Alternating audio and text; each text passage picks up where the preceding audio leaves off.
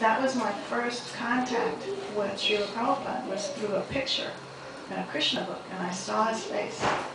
And I tell you, it was the first time I had ever fallen in love, just looking at his beautiful form. And somehow or other, I just wanted to meet him. And, I'm so dull-minded that I don't really have a lot of intelligence. So I wasn't thinking that he was old. I didn't see him as an old man, but I did, but I wasn't thinking he's an old man. And I wasn't looking at when the book was printed to know if he was alive. I never thought that he wasn't living. You pick up books and you don't know how old they are or if the author is still living. But those things never really entered into my mind. It's just such a strong attraction and desire that I just had to meet him, And through that desire, Krishna fulfills all desires. I got a chance to meet him one time. And I prayed for that, for 1 year straight. Krishna, please, just one time for it, one time. Please, just let me meet him one time. So he gave me one time. So over the years, I'm learning that, eventually you get to a point that you don't have material desires, eventually, because you realize that no matter what it is, it's still temporary. And really, there's no pleasure. The greatest pleasure is associating with the devotees and conversing about the sweet, glorious pastimes of the Lord. That's the true pleasure in life. And without that, there's no life. Who can say that they're always happy without talking about Krishna or engaging in service? Raise your hands if you're just always happy without devotee association and no discussion about the Lord. Now, I know I'm not. So, we're very fortunate. And we have to really, really try to realize how fortunate we are.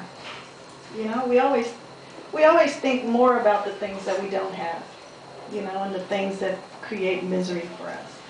But we should start thinking and becoming more grateful for what we do have, even if it's a little bit. Wow, I talked to Gokul Vilasini today, And I just felt so ecstatic in her association because she was sharing such wonderful pastimes about her Guru Maharaj, Or my aunt, he's so enthusiastic, and serving Krishna and the devotees, that my heart just becomes so overwhelmed that I just want to do more and more and more. And Kalindi Mataji, so sweet, so sweet, and the love that she has for her Guru. Oh my God, if I could just get one little drop of that. And Krishna Kumari, oh my Lord, as her Guru Maharaj said, I'll never forget these words by the mercy of Krishna. She is sincere, serious, and without ulterior motives. We got that on tape. That to me is something to aspire for, in my Krishna consciousness. And Krishna consciousness is so satisfying and so sweet that you can never get to the end, It's like you can always go higher and higher and higher, and it gets sweeter and sweeter and sweeter and sweeter. And how you eat sweets and you say, I can't eat another sweet. It's just too much for me. But Krishna consciousness is not like that. It's like it becomes sweeter and sweeter, and you just want more and more and more and more. And when you look at the beautiful face of Lalita Mataji, always smiling and just shining that love, You just, how can you not want to come to the temple? Tapasvini Mataji, just so many sacrifices. And dressing Radhanatha Bar so beautifully that when we come, we just, it's hard to just hold your composure, without fainting, And Harinamananda, it's powerful kirtans, beating on the drum and trying to guide us all, back home, back to Godhead. you know. I just feel so fortunate, you know, in the association of all of you. And, you know, I'm truly, truly blessed that one day His Divine Grace decided to pick me out, you know, and said, come and go with me, you know. And even though my desire was to hold His hand and hear Him chastise me, you know, but now I can get it through my God brothers and God sisters, you know, who care so much about me. And that's the only reason I was able to make it this long.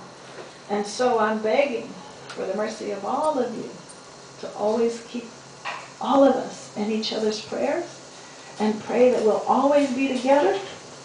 Because if we do that, you know, we have a designated place to go and we'll never be separated, you know. Just think, if you just wanted to be with all the devotees eternally, then that means you're in there, you know, because it says that one cannot go back to Godhead on his own endeavor.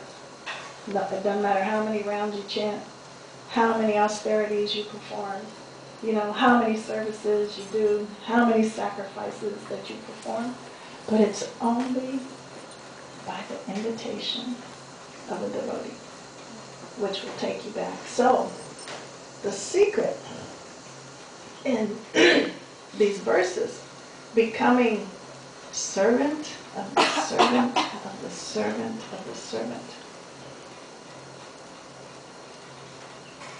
that's a great treasure, because it's guaranteed that you'll make it back, you know. You just please one devotee, you're guaranteed to go back to Godhead. So what to speak of many devotees? You know, it's not hard, but it's not easy to please the devotees sometimes, because they're all different.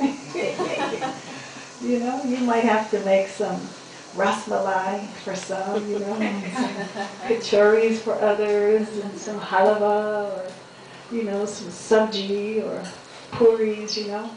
Everybody don't have the same taste, so you got to learn the secrets of serving the Vaishnavas, you know, and getting the dust of their lotus-like feet.